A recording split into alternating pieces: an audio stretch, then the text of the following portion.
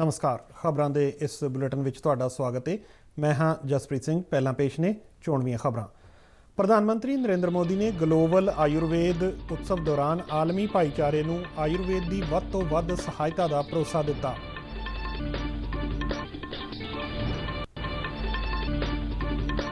सूचना ते प्रसारण मंत्री प्रकाश जावड़ेकर ने वर्चुअल माध्यम राहीं अमृत महाउत्सव प्रदर्शनियां का रस्मी उद्घाटन किया।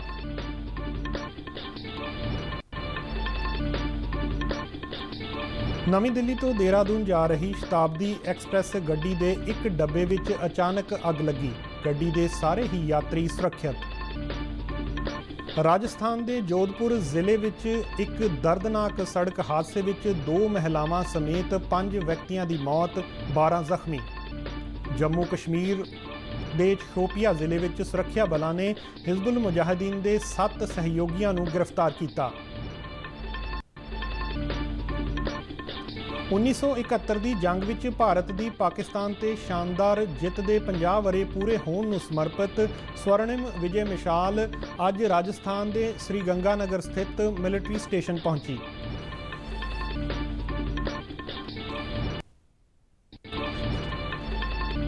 देश विच हुण तक 2 करोड़ 82 लाख तो वध लोगों का कोविड टीकाकरण किया गया।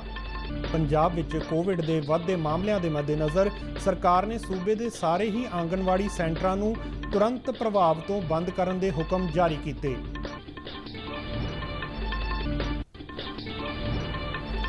अमृतसर देहाती पुलिस ने पिंड कोटली सक्का तो नाजायज़ शराब तैयार करने वाली डिस्टिलरी का पर्दाफाश करदियां भारी मात्रा विच नाजायज़ शराब ते इस नूं तैयार करने वाला साजो समान फड़िया।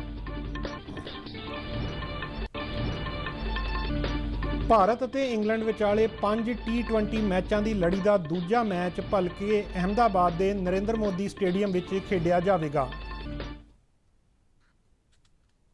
ते हुण खबरां विस्तार नाल। प्रधानमंत्री नरेंद्र मोदी ने भारत वल्लों आलमी भाईचारे नूं आयुर्वेद की वध तों वध सहायता देने का भरोसा दिता है। आलमी आयुर्वेद उत्सव नूं वर्चुअल माध्यम राहीं संबोधन करदिआं प्रधानमंत्री ने कहा कि लोगों ने प्रतिरोधक समर्था नूं वधाउण विच आयुर्वेद की महत्ता नूं पछाणिया है।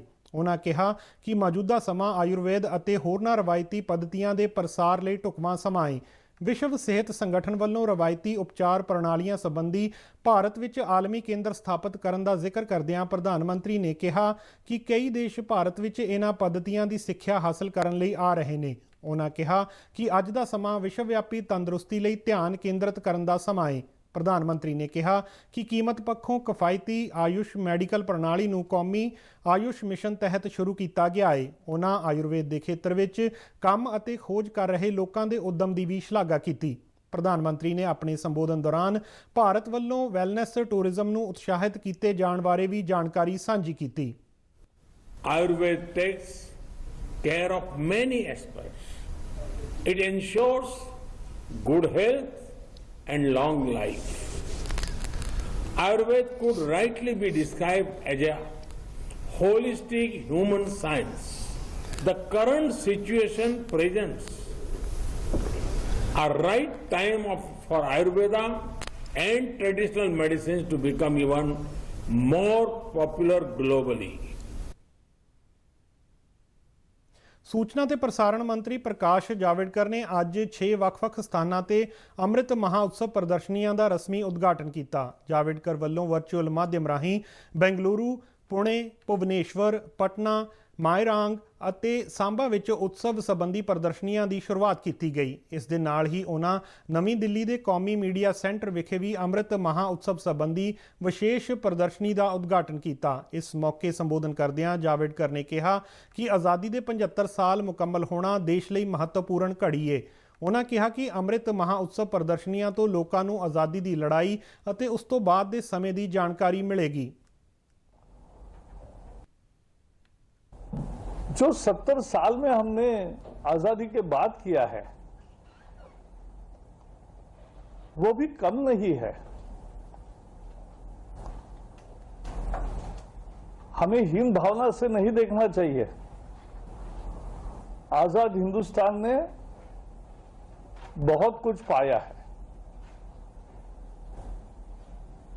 और उसका भी चित्र लोगों के नजर के सामने आना चाहिए, ये भी इसकी कल्पना है।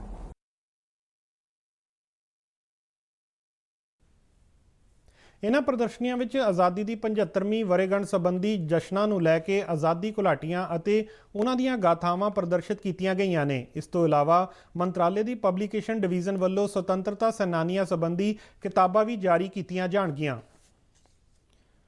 ਨਵੀਂ ਦਿੱਲੀ ਤੋਂ ਦੇਹਰਾਦੂਨ ਜਾ ਰਹੀ ਸ਼ਤਾਬਦੀ ਐਕਸਪ੍ਰੈਸ ਵਿੱਚ ਅੱਜ ਇੱਕ ਵੱਡਾ ਹਾਦਸਾ ਹੋਣੋਂ ਬਚ ਗਿਆ ਜਦ ਹਰਿਦੁਆਰ ਦੇਹਰਾਦੂਨ ਦੇ ਟਰੈਕ ਤੇ ਰਾਜਾ ਜੀ ਟਾਈਗਰ ਰਿਜ਼ਰਵ ਦੀ ਕੰਸਰੋ ਰੇਂਜ ਚੋਂ ਗੁਜ਼ਰਦਿਆਂ ਗੱਡੀ ਦੇ ਇੱਕ ਡੱਬੇ ਵਿੱਚ ਅਚਾਨਕ ਅੱਗ ਲੱਗ ਗਈ, ਜਿਸ ਨਾਲ ਹੜਕੰਪ ਮਚ ਗਿਆ। ਲੋਕੋ ਪਾਇਲਟ ਨੇ ਐਮਰਜੈਂਸੀ ਬ੍ਰੇਕ ਲਗਾ ਕੇ ਗੱਡੀ ਨੂੰ ਜੰਗਲ ਵਿੱਚ ਹੀ ਰੋਕ ਦਿੱਤਾ।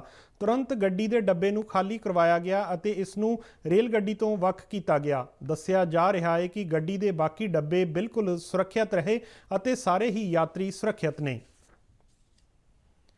ਰਾਜਸਥਾਨ ਦੇ ਜੋਧਪੁਰ ਜ਼ਿਲ੍ਹੇ ਦੇ ਬਾਪ ਥਾਣਾ ਖੇਤਰ ਤਹਿਤ ਅੱਜ ਸਵੇਰੇ ਇੱਕ ਦਰਦਨਾਕ ਸੜਕ ਹਾਦਸੇ ਵਿੱਚ 2 ਮਹਿਲਾਵਾਂ ਸਮੇਤ 5 ਵਿਅਕਤੀਆਂ ਦੀ ਮੌਤ ਹੋ ਗਈ। ਇਸ ਹਾਦਸੇ ਵਿੱਚ ਕੋਈ 12 ਵਿਅਕਤੀ ਜ਼ਖਮੀ ਵੀ ਹੋਏ ਨੇ, ਜਿਨ੍ਹਾਂ ਵਿੱਚ 3 ਔਰਤਾਂ ਤੇ 3 ਬੱਚੇ ਵੀ ਸ਼ਾਮਲ ਨੇ। ਪੁਲਿਸ ਅਨੁਸਾਰ ਦਿੱਲੀ ਦੇ ਸੈਲਾਨੀਆਂ ਦੀ ਮਿੰਨੀ ਬੱਸ ਜੈਸਲਮੇਰ ਤੋਂ ਪਰਤਦਿਆਂ ਗਾਡਨਾ ਪਿੰਡ ਨੇੜੇ ਇੱਕ ਟਰਾਲੇ ਨਾਲ ਜਾ ਟਕਰਾਈ। ਦੱਸਿਆ ਜਾ ਰਿਹਾ ਹੈ ਕਿ ਟੱਕਰ ਤੋਂ ਬਾਅਦ ਟਰਾਲਾ ਪਲਟ ਗਿਆ ਅਤੇ ਮਿੰਨੀ ਬੱਸ ਦੇ ਪਰਖੱਚੇ ਉੱਡ ਗਏ। ਹਾਦਸੇ ਕਾਰਨ ਬੱਸ ਵਿੱਚ ਸਵਾਰ ਸਾਰੇ ਵਿਅਕਤੀ ਅੰਦਰ ਹੀ ਫਸ ਗਏ। ਮੌਕੇ ਤੇ ਇਲਾਕੇ ਦੇ ਲੋਕਾਂ ਨੇ ਰਾਹਤ ਕੰਮ ਸ਼ੁਰੂ ਕਰਕੇ ਪੁਲਿਸ ਨੂੰ ਸੂਚਨਾ ਦਿੱਤੀ। ਬੱਸ ਵਿੱਚੋਂ ਜੀਵਤ ਕੱਢੇ ਗਏ 12 ਵਿਅਕਤੀਆਂ ਨੂੰ ਬਾਪ ਦੇ ਹਸਪਤਾਲ ਵਿੱਚ ਦਾਖਲ ਕਰਵਾਇਆ ਗਿਆ ਹੈ।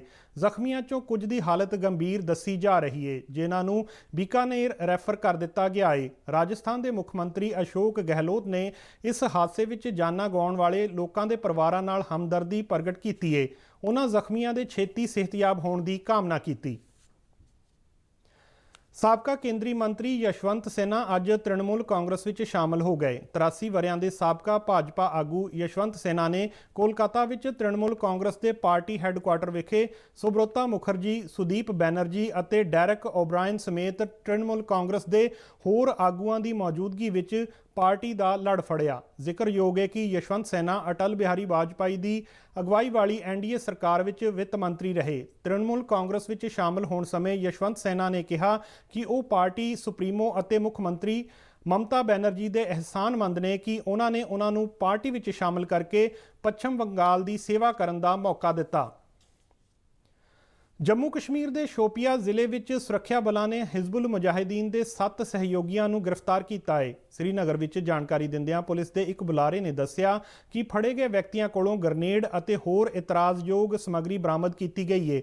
ਉਹਨਾਂ ਦੱਸਿਆ ਕਿ ਸ਼ੋਪੀਆ ਜ਼ਿਲ੍ਹੇ ਦੇ ਡਾਚੀਪੋਰਾ, ਮੀਮੇਂਦਰ ਅਤੇ ਵੇਹਲ ਪਿੰਡਾਂ ਵਿੱਚ ਹਿਜ਼ਬੁਲ ਦੇ ਸਹਾਇਕਾਂ ਦੇ ਲੁਕੇ ਹੋਣ ਦੀ ਸੂਚਨਾ ਮਿਲੀ ਸੀ, ਜਿਸ ਤੇ ਕਾਰਵਾਈ ਕਰਦਿਆਂ ਪੁਲਿਸ ਪਾਰਟੀਆਂ ਵੱਲੋਂ ਰਾਤ ਦੇ ਸਮੇਂ ਛਾਪੇਮਾਰੀ ਕੀਤੀ ਗਈ ਅਤੇ 7 ਵਿਅਕਤੀਆਂ ਨੂੰ ਹੱਥ ਗੋਲਿਆਂ ਅਤੇ ਹੋਰ ਗੋਲੀ ਸਿੱਕੇ ਸਮੇਤ ਗ੍ਰਿਫਤਾਰ ਕੀਤਾ ਗਿਆ। ਬੁਲਾਰੇ ਨੇ ਦੱਸਿਆ ਕਿ ਸਾਰੇ ਹੀ ਮੁਲਜ਼ਮਾਂ ਦੀ ਪਹਿਚਾਣ ਕੀਤੀ ਜਾ ਚੁੱਕੀ ਹੈ ਅਤੇ ਉਹਨਾਂ ਖਿਲਾਫ FIR ਦਰਜ ਕਰਕੇ ਅਗਲੇਰੀ ਜਾਂਚ ਸ਼ੁਰੂ ਕੀਤੀ ਗਈ ਹੈ।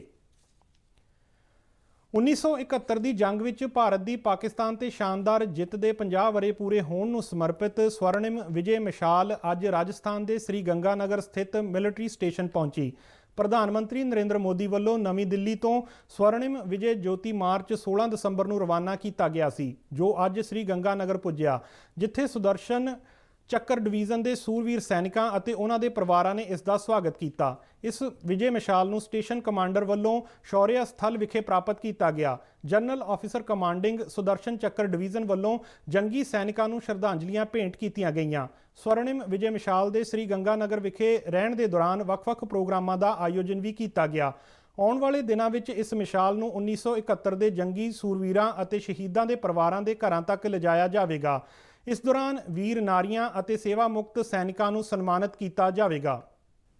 ਦੇਸ਼ ਵਿੱਚ ਹੁਣ ਤੱਕ 2 ਕਰੋੜ 82 ਲੱਖ ਤੋਂ ਵੱਧ ਲੋਕਾਂ ਦਾ ਕੋਵਿਡ ਟੀਕਾਕਰਨ ਕੀਤਾ ਜਾ ਚੁੱਕਾ ਹੈ। ਕੇਂਦਰੀ ਸਿਹਤ ਮੰਤਰਾਲਾ ਅਨੁਸਾਰ ਬੀਤੇ 24 ਘੰਟਿਆਂ ਦੌਰਾਨ 20,53,000 ਤੋਂ ਵੱਧ ਲੋਕਾਂ ਦਾ ਕੋਵਿਡ ਟੀਕਾਕਰਨ ਹੋਇਆ। ਇਸੇ ਦੌਰਾਨ ਦੇਸ਼ ਵਿੱਚ ਕੋਵਿਡ ਤੋਂ ਠੀਕ ਹੋਣ ਦੀ ਦਰ 96.82% ਹੋ ਗਈ ਹੈ। ਬੀਤੇ ਦਿਨ 19,000 ਤੋਂ ਵੱਧ ਕੋਰੋਨਾ ਮਰੀਜ਼ ਸਿਹਤਯਾਬ ਹੋਏ। ਮੰਤਰਾਲਾ ਨੇ ਦੱਸਿਆ ਹੈ ਕਿ ਹੁਣ ਤੱਕ 1 ਕਰੋੜ 9 ਲੱਖ ਕੋਰੋਨਾ ਮਰੀਜ਼ ਠੀਕ ਹੋ ਚੁੱਕੇ ਨੇ। ਦੇਸ਼ ਵਿੱਚ ਮੌਜੂਦਾ ਸਮੇਂ ਕੋਈ 2,02,000 ਤੋਂ ਵੱਧ ਐਕਟਿਵ ਕਰੋਨਾ ਮਾਮਲੇ ਨੇ, ਜੋ ਕੁੱਲ ਮਾਮਲਿਆਂ ਦਾ 1.78% ਬਣਦਾ ਹੈ। ਬੀਤੇ ਦਿਨ 24,882 ਨਵੇਂ ਕਰੋਨਾ ਮਾਮਲੇ ਸਾਹਮਣੇ ਆਉਣ ਮਗਰੋਂ ਕਰੋਨਾ ਦੀ ਪੁਸ਼ਟੀ ਵਾਲੇ ਕੁੱਲ ਮਾਮਲਿਆਂ ਦੀ ਸੰਖਿਆ 1,13,00,000 ਤੋਂ ਪਾਰ ਹੋ ਗਈ ਹੈ। ਬੀਤੇ 24 ਘੰਟਿਆਂ ਦੌਰਾਨ ਕਰੋਨਾ ਮਹਾਮਾਰੀ ਕਾਰਨ ਦੇਸ਼ ਵਿੱਚ 140 ਮੌਤਾਂ ਹੋਈਆਂ। ਹੁਣ ਤੱਕ ਇਸ ਮਹਾਮਾਰੀ ਨੇ 1,58,000 ਤੋਂ ਵੱਧ ਜਾਨਾਂ ਲਈਆਂ ਨੇ। ਪੰਜਾਬ ਵਿੱਚ ਕੋਵਿਡ ਦੇ ਵੱਧਦੇ ਮਾਮਲਿਆਂ ਦੇ ਮੱਦੇਨਜ਼ਰ ਸਰਕਾਰ ਨੇ ਸੂਬੇ ਦੇ ਸਾਰੇ ਹੀ ਆਂਗਣਵਾੜੀ ਸੈਂਟਰਾਂ ਨੂੰ ਤੁਰੰਤ ਪ੍ਰਭਾਵ ਤੋਂ ਬੰਦ ਕਰਨ ਦੇ ਹੁਕਮ ਜਾਰੀ ਕੀਤੇ ਨੇ। ਸਮਾਜਿਕ ਸੁਰੱਖਿਆ, ਮਹਿਲਾ ਅਤੇ ਬਾਲ ਵਿਕਾਸ ਮੰਤਰੀ ਅਰੁਣਾ ਚੌਧਰੀ ਨੇ ਅੱਜ ਚੰਡੀਗੜ੍ਹ ਵਿੱਚ ਦੱਸਿਆ ਕਿ ਅਜਿਹਾ ਬੱਚਿਆਂ ਦੀ ਸੁਰੱਖਿਆ ਨੂੰ ਧਿਆਨ ਵਿੱਚ ਰੱਖਦਿਆਂ ਕੀਤਾ ਗਿਆ ਹੈ। ਉਹਨਾਂ ਦੱਸਿਆ ਕਿ ਬੱਚਿਆਂ ਅਤੇ ਹੋਰ ਲਾਭਪਾਤਰੀਆਂ ਨੂੰ ਮਿਲਣ ਵਾਲਾ ਰਾਸ਼ਨ ਅਤੇ ਹੋਰ ਸਮੱਗਰੀ ਘਰੋਂ ਘਰੀ ਪਹੁੰਚਦੀ ਕੀਤੀ ਜਾਵੇਗੀ। ਆਂਗਣਵਾੜੀ ਵਰਕਰ ਅਤੇ ਹੈਲਪਰ ਇਸ ਗੱਲ ਨੂੰ ਯਕੀਨੀ ਬਣਾਉਣਗੇ ਕਿ ਇਹ ਸਮਾਨ ਲਾਭਪਾਤਰੀਆਂ ਤੱਕ ਪਹੁੰਚਾਇਆ ਜਾਵੇ। ਅਰੁਣਾ ਚੌਧਰੀ ਨੇ ਸਾਰੇ ਕਰਮਚਾਰੀਆਂ ਨੂੰ ਸਿਹਤ ਪ੍ਰੋਟੋਕੋਲ ਤੇ ਅਮਲ ਕਰਨ ਦੀ ਅਪੀਲ ਕਰਦਿਆਂ ਲਾਜ਼ਮੀ ਤੌਰ ਤੇ ਮਾਸਕ ਪਾਉਣ, ਵਾਰ-ਵਾਰ ਹੱਥ ਧੋਣ ਅਤੇ ਸਮਾਜਿਕ ਦੂਰੀ ਬਣਾ ਕੇ ਰੱਖਣ ਲਈ ਆਖਿਆ ਹੈ। ਉਹਨਾਂ ਸਪਸ਼ਟ ਕੀਤਾ ਕਿ ਆਂਗਣਵਾੜੀ ਵਰਕਰ ਅਤੇ ਹੈਲਪਰ ਆਂਗਣਵਾੜੀ ਸੈਂਟਰਾਂ ਵਿੱਚ ਮੌਜੂਦ ਰਹਿਣਗੇ ਅਤੇ ਇੱਥੋਂ ਹੀ ਸਮੱਗਰੀ ਲੈ ਕੇ ਘਰਾਂ ਤੱਕ ਪਹੁੰਚਾਈ ਜਾਵੇਗੀ। ਅੰਮ੍ਰਿਤਸਰ ਦਿਹਾਤੀ ਪੁਲਿਸ ਵੱਲੋਂ ਨਸ਼ਿਆਂ ਦੀ ਰੋਕਥਾਮ ਲਈ ਵੱਡੇ ਪੱਧਰ ਤੇ ਵਿੱਢੀ ਗਈ ਮੁਹਿੰਮ ਤਹਿਤ ਅੱਜ ਪਿੰਡ ਕੋਟਲੀ ਸੱਕਾ ਤੋਂ ਨਾਜਾਇਜ਼ ਸ਼ਰਾਬ ਤਿਆਰ ਕਰਨ ਵਾਲੀ ਡਿਸਟਿਲਰੀ ਦਾ ਪਰਦਾਫਾਸ਼ ਕਰਦਿਆਂ ਭਾਰੀ ਮਾਤਰਾ ਵਿੱਚ ਨਾਜਾਇਜ਼ ਸ਼ਰਾਬ ਅਤੇ ਇਸ ਨੂੰ ਤਿਆਰ ਕਰਨ ਵਾਲਾ ਸਾਜ਼ੋ ਸਮਾਨ ਫੜਿਆ ਗਿਆ। ਐਸਐਸਪੀ ਦਫ਼ਤਰ ਵੱਲੋਂ ਜਾਰੀ ਇੱਕ ਪ੍ਰੈਸ ਬਿਆਨ ਵਿੱਚ ਕਿਹਾ ਗਿਆ ਹੈ ਕਿ ਪਿੰਡ ਕੋਟਲੀ ਸੱਕਾ ਵਿਖੇ ਨਾਜਾਇਜ਼ ਸ਼ਰਾਬ ਤਿਆਰ ਕਰਨ ਦਾ ਧੰਦਾ ਚਲਾਏ ਜਾਣ ਦੀ ਗੁਪਤ ਸੂਚਨਾ ਮਿਲਣ ਤੋਂ ਬਾਅਦ 3 ਟੀਮਾਂ ਬਣਾ ਕੇ ਤਲਾਸ਼ੀ ਆਪਰੇਸ਼ਨ ਚਲਾਇਆ ਗਿਆ। ਐਸਐਸਪੀ ਧਰੁਵ ਦਹੀਆ ਸਰਚ ਦੌਰਾਨ ਖੁਦ ਮੌਕੇ ਤੇ ਪਹੁੰਚੇ ਅਤੇ ਤਲਾਸ਼ੀ ਪਾਰਟੀ ਦੀ ਮਦਦ ਨਾਲ 5 ਘਰਾਂ ਦੀ ਚੈਕਿੰਗ ਕੀਤੀ ਗਈ, ਜਿਨ੍ਹਾਂ ਵਿੱਚੋਂ 3 ਵਿਅਕਤੀਆਂ ਦੇ ਘਰਾਂ ਵਿੱਚ ਨਾਜਾਇਜ਼ ਸ਼ਰਾਬ ਦੀ ਫੈਕਟਰੀ ਦਾ ਪਤਾ ਲੱਗਿਆ। ਐਸਐਸਪੀ ਨੇ ਦੱਸਿਆ ਕਿ ਤਲਾਸ਼ੀ ਦੌਰਾਨ 3,60,000 ml ਨਾਜਾਇਜ਼ ਸ਼ਰਾਬ, 1,26,000 ਕਿਲੋ ਲਾਹਣ ਤੋਂ ਇਲਾਵਾ 1,830 ਕਿਲੋ ਗੁੜ, 12 ਚਾਲੂ ਭੱਠੀਆਂ, 13 ਤਰਪਾਲਾਂ, 24 ਡਰਮ, 20 ਕੈਨ, 12 ਸਿਲੰਡਰ, 4 ਮੋਟਰਸਾਈਕਲ ਅਤੇ 2 ਗੱਡੀਆਂ ਫੜੀਆਂ ਗਈਆਂ। ਪੁਲਿਸ ਵੱਲੋਂ ਇਸ ਮਾਮਲੇ ਵਿੱਚ ਗੁਰਬੀਰ ਸਿੰਘ, ਭਗਵੰਤ ਸਿੰਘ ਅਤੇ ਬਲਵਿੰਦਰ ਸਿੰਘ ਨਾਮੀ 3 ਵਿਅਕਤੀਆਂ ਨੂੰ ਗ੍ਰਿਫਤਾਰ ਕੀਤਾ ਗਿਆ। ਇਸ ਬਾਰੇ ਹੋਰ ਜਾਣਕਾਰੀ ਦਿੰਦਿਆਂ ਐਸਐਸਪੀ ਨੇ ਦੱਸਿਆ ਕਿ ਬਰਾਮਦ ਕੀਤੀਆਂ ਗਈਆਂ ਕਾਰਾਂ ਵਿੱਚ ਇੱਥੇ ਤਿਆਰ ਕੀਤੀ ਗਈ ਸ਼ਰਾਬ ਸਪਲਾਈ ਕੀਤੀ ਜਾਂਦੀ ਸੀ। ਉਹਨਾਂ ਦੱਸਿਆ ਕਿ ਦੋਸ਼ੀਆਂ ਖਿਲਾਫ ਮਾਮਲੇ ਦਰਜ ਕਰ ਲਏ ਗਏ ਨੇ। ਇਹਨਾਂ ਵਿਰੁੱਧ ਪਹਿਲਾਂ ਵੀ ਰਾਜਾ ਸਾਂਸੀ ਅਤੇ ਲੋਪੋਕੇ ਥਾਣੇ ਵਿੱਚ ਕਈ ਮਾਮਲੇ ਦਰਜ ਸਨ। ਪ੍ਰਧਾਨ ਮੰਤਰੀ ਨਰਿੰਦਰ ਮੋਦੀ ਵੱਲੋਂ ਸ਼ੁਰੂ ਕੀਤੇ ਗਏ ਸਵੱਛ ਭਾਰਤ ਅਭਿਆਨ ਦਾ ਅਸਰ ਪੂਰੇ ਦੇਸ਼ ਵਿੱਚ ਵੇਖਣ ਨੂੰ ਮਿਲ ਰਿਹਾ ਹੈ। ਇਸੇ ਮੁਹਿੰਮ ਤਹਿਤ ਅੱਜ ਜਲੰਧਰ ਕੈਂਟ ਬੋਰਡ ਵੱਲੋਂ ਨਾਗਰਿਕਾਂ ਨੂੰ ਆਪਣੀ ਅਤੇ ਸ਼ਹਿਰ ਦੀ ਸਫਾਈ ਰੱਖਣ ਲਈ ਜਾਗਰੂਕ ਕਰਨ ਦੇ ਮਕਸਦ ਨਾਲ ਸਾਈਕਲ ਰੈਲੀ ਦਾ ਆਯੋਜਨ ਕੀਤਾ ਗਿਆ। ਇਸ ਰੈਲੀ ਨੂੰ ਕੈਂਟ ਬੋਰਡ ਦੇ ਦਫ਼ਤਰ ਤੋਂ ਬੋਰਡ ਦੇ CEO ਜੋਤੀ ਕੁਮਾਰ ਨੇ ਝੰਡੀ ਦਿਖਾ ਕੇ ਰਵਾਨਾ ਕੀਤਾ। ਇਹ ਸਾਈਕਲ ਰੈਲੀ ਜਲੰਧਰ ਕੈਂਟ ਦੇ ਪ੍ਰਮੁੱਖ ਚੌਂਕਾਂ ਤੋਂ ਹੁੰਦੀ ਹੋਈ ਮੁੜ ਕੈਂਟ ਬੋਰਡ ਦੇ ਦਫ਼ਤਰ ਵਿੱਚ ਸਮਾਪਤ ਹੋਈ। 100 ਤੋਂ ਵੱਧ ਲੋਕਾਂ ਨੇ ਸਾਈਕਲ ਰੈਲੀ ਵਿੱਚ ਸ਼ਾਮਲ ਹੋ ਕੇ ਲੋਕਾਂ ਨੂੰ ਸ਼ਹਿਰ ਨੂੰ ਸਾਫ਼ ਸੁਥਰਾ ਰੱਖਣ ਦਾ ਸੰਦੇਸ਼ ਦਿੱਤਾ। ਰੈਲੀ ਮਗਰੋਂ ਸਾਰੇ ਹੀ ਸਾਈਕਲ ਸਵਾਰਾਂ ਨੂੰ ਸਨਮਾਨਿਤ ਕੀਤਾ ਗਿਆ। ਜ਼ਿਕਰਯੋਗ ਹੈ ਕਿ ਪਿਛਲੇ ਸਾਲ ਛਾਉਣੀਆਂ ਵਿੱਚੋਂ ਜਲੰਧਰ ਛਾਉਣੀ ਨੇ ਦੇਸ਼ ਵਿੱਚ ਪਹਿਲਾ ਸਥਾਨ ਹਾਸਲ ਕੀਤਾ ਸੀ। स्वच्छता सर्वेक्षण 2021 के मद्देनज़र उसको जागरूकता फैलाने के लिए हमने साइक्लोथॉन का आयोजन किया है, जिसमें बढ़ चढ़कर पार्टिसिपेंट्स ने पार्टिसिपेट किया है और ये एक अवेयरनेस कैंपेन है और काफ़ी संख्या में लोग आए हैं।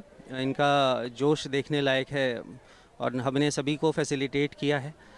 तो ये एक जागरूकता रैली है जो कि कैंट बोर्ड हमारे ऑफिस से शुरू हो करके यहीं पे कैंट लगभग 4-5 किलोमीटर का ये ट्रैक है। ਭਾਰਤ ਅਤੇ ਇੰਗਲੈਂਡ ਵਿਚਾਲੇ 5 T20 ਮੈਚਾਂ ਦੀ ਲੜੀ ਦਾ ਦੂਜਾ ਮੈਚ ਭਲਕੇ ਅਹਿਮਦਾਬਾਦ ਦੇ ਨਰਿੰਦਰ ਮੋਦੀ ਸਟੇਡੀਅਮ ਵਿੱਚ ਖੇਡਿਆ ਜਾਵੇਗਾ। ਬੀਤੇ ਦਿਨ ਪਹਿਲੇ T20 ਮੈਚ ਵਿੱਚ ਇੰਗਲੈਂਡ ਨੇ ਭਾਰਤ ਨੂੰ 8 ਵਿਕਟਾਂ ਦੇ ਵੱਡੇ ਫਰਕ ਨਾਲ ਮਾਤ ਦਿੱਤੀ। ਭਲਕੇ ਹੋਣ ਵਾਲੇ ਮੈਚ ਵਿੱਚ ਭਾਰਤ ਇਸ ਹਾਰ ਦਾ ਬਦਲਾ ਲੈਣ ਦੇ ਇਰਾਦੇ ਨਾਲ ਮੈਦਾਨ ਵਿੱਚ ਉਤਰੇਗਾ। ਦੋਵੇਂ ਟੀਮਾਂ ਵਿਚਾਲੇ ਤੀਜਾ T20 ਮੈਚ 16 ਮਾਰਚ, ਚੌਥਾ 18 ਜਦਕਿ ਪੰਜਵਾਂ ਤੇ ਅੰਤਿਮ T20 ਮੈਚ 20 ਮਾਰਚ ਨੂੰ ਅਹਿਮਦਾਬਾਦ ਵਿਖੇ ਹੀ ਖੇਡਿਆ ਜਾਣਾ ਹੈ। T20 ਮੈਚਾਂ ਦੀ ਲੜੀ ਤੋਂ ਇਲਾਵਾ ਦੋਵੇਂ ਟੀਮਾਂ 3 ਇੱਕ ਦਿਨਾਂ ਮੈਚਾਂ ਦੀ ਲੜੀ ਵੀ ਖੇਡਣਗੀਆਂ। 4 ਟੈਸਟ ਮੈਚਾਂ ਦੀ ਲੜੀ ਵਿੱਚ ਭਾਰਤ ਨੇ ਇੰਗਲੈਂਡ ਉੱਤੇ 3-1 ਨਾਲ ਸ਼ਾਨਦਾਰ ਜਿੱਤ ਦਰਜ ਕੀਤੀ ਸੀ। ਡੀਡੀ ਪੰਜਾਬੀ ਦੇ ਖਬਰਾਂ ਦੇ ਬੁਲੇਟਿਨ ਸਾਰੇ ਦਰਸ਼ਕ YouTube channel RNU DDK Jalandhar ਤੇ ਵੀ ਦੇਖ ਸਕਦੇ ਨੇ ਅਤੇ ਇਹ ਬੁਲੇਟਿਨ RNU ਜਲੰਧਰ ਦੇ ਟਵਿੱਟਰ ਹੈਂਡਲ ਅਤੇ Facebook ਪੇਜ ਤੇ ਵੀ ਉਪਲਬਧ ਹੋਣਗੇ। ਇਸ ਦੇ ਨਾਲ ਹੀ ਖਬਰਾਂ ਦਾ ਬੁਲੇਟਿਨ ਖਤਮ ਹੁੰਦਾ ਹੈ। ਨਮਸਕਾਰ।